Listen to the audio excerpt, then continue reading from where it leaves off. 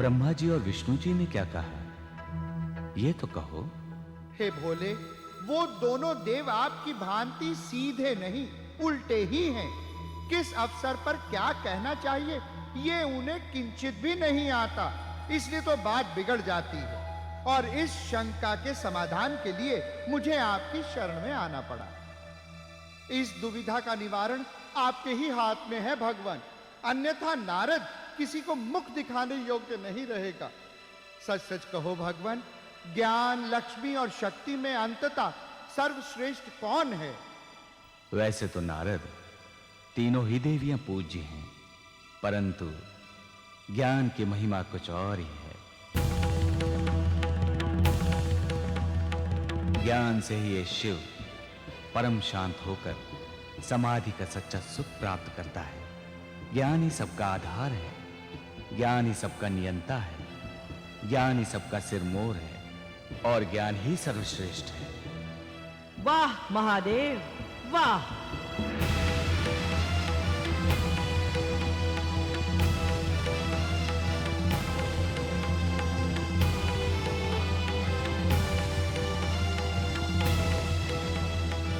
मैं आप दोनों के संवाद सुन चुकी हूं। जब ज्ञान ही सबका आधार नियंता है, तो आपने शक्ति का वर्ण क्यों किया?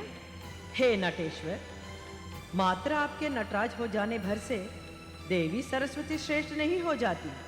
महादेवी, मैं तो अशांत नारद का मन शांत करने का प्रयास कर रहा था। प्रणाम संकटहारिणी माते। शिव जी ने मुझे आज अपार ज्ञान का बोध दिया है। मैंने एवं विष्णु ने ज्ञान की महानता तो स्वीकार कर ही ली थी, परंतु महादेव ने सारी शंका कुशंकाओं का निवारण ही कर डाला। चुप भी रहो नारद। हे महादेव, यदि देवी सरस्वती ही श्रेष्ठ है, तो जग ये क्यों कहता है कि शक्ति है तो ही शिव शोभायमान है? ज्ञान तो शिव में लय हो जाता है, शिव की हृदय वासिनी उसे पचा जाती है। हाँ महादेव, जब जब सृष्टि में असुरी भाव के घोर उत्पात हुए, तब तब ऋषि मुनियों ने शांति के लिए आर्त बनकर शक्ति की कृपा पाने हेतु करुणार्ध होकर शिव जी सहित ब्रह्मा विष्णु जी को आगे कर आपका आवाहन किया है।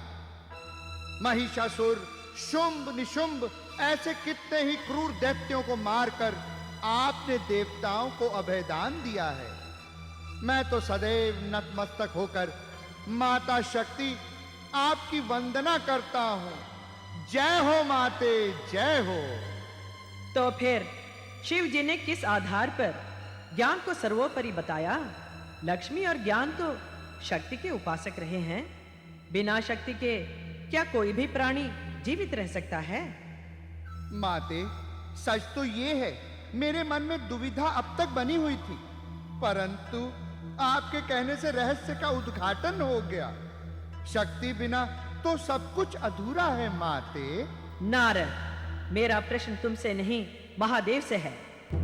महादेव किसके आधार पर महादेव हैं? आज महादेव को यह स्पष्ट करना ही होगा कि शक्ति, लक्ष्मी और ज्ञान किस पर टिके हैं। इन तीनों में सर्वश्रेष्ठ कौन है?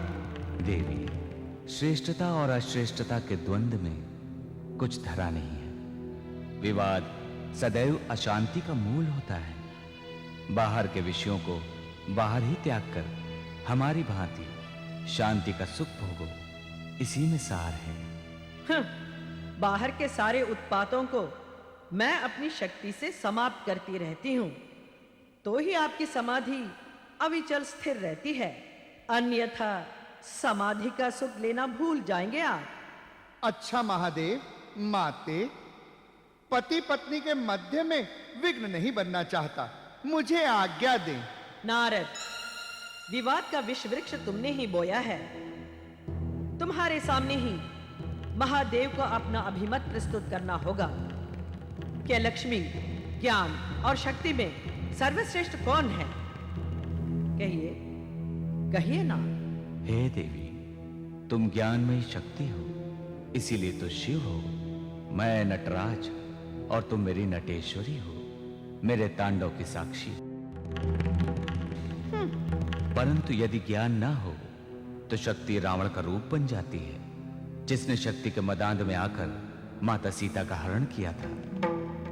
उस दुष्ट ने अपनी शक्ति तौलने के लिए हमारे कैलाश को भी उठा लिया था।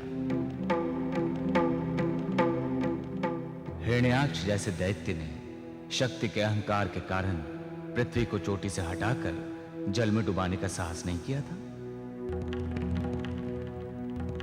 उधर मूर्ख हिरण्यकश्यप तो शक्ति के मद में इतना मतवाला हो गया था कि स्वयं भगवान बन बैठा था। यही नहीं भगवान, शक्ति दर्प के कारण ही वीर परशुराम ने आप दोनों के पुत्र गणपति जी का दांत तोड़ दिया था। बेचारे एक दंत हो गए। नारद, प्रलाप बंद करो। यदि ज्ञान इतना महान था, तब वो ज्ञान कहां गया था जब भोलेनाथ भस्मासुर के भय से त्रिभुवन में यहां वहां पलायन कर रहे थे।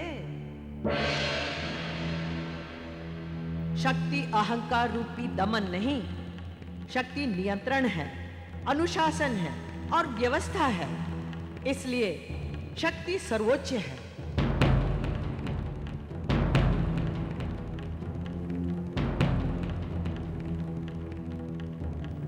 ज्ञान तो निष्क्रिय बनाता है। ज्ञान के निर्लेप हो जाने से लक्ष्मी का लोभ बढ़ने लगता है। फिर स्वार्थी जन दूसरों का धन हड़पने लगते हैं। स्वार्थ बढ़कर तमोगुण बन जाता है और वो तमोगुण असहायों पर अत्याचार, अनाचार और आक्रमण करते हैं। जब जब क्रियाहीन ज्ञान और लक्ष्मी के कारण धरती पर अशांति का बोलबाला हुआ है, तब तक शक्ति ने ही धरती को सुख चैन प्रदान किया है। ये सत्य है माते। आपको ये ज्ञात नहीं?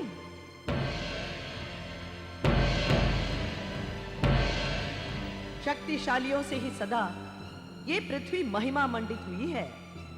महाशक्तिमान राजा भरत के नाम पर ही अजनाव वर्ष कहलाने वाली भूमि भारतवर्ष के नाम से गौरवान्वित हुई है।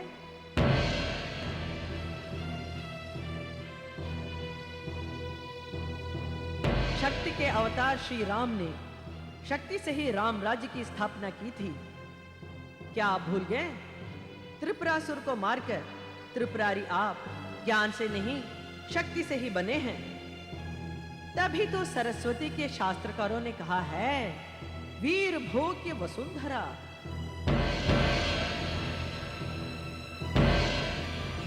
सदैव वीरों ने ही इस धरती को धारण किया है और भोगा है।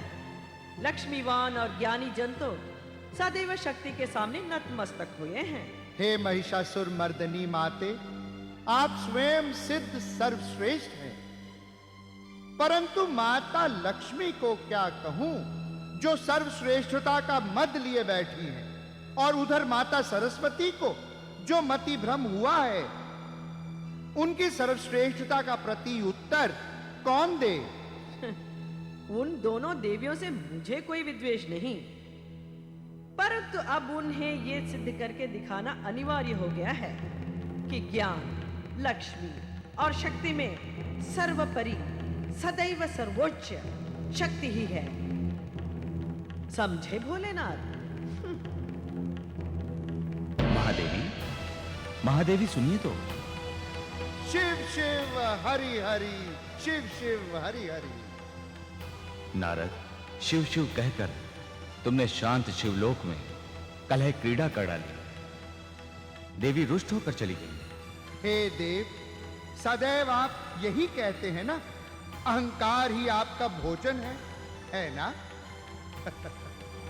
अब तो देखना यही है, शक्ति, ज्ञान और लक्ष्मी धरती पर क्या क्या लीला दिखाती है। नारायण नारायण।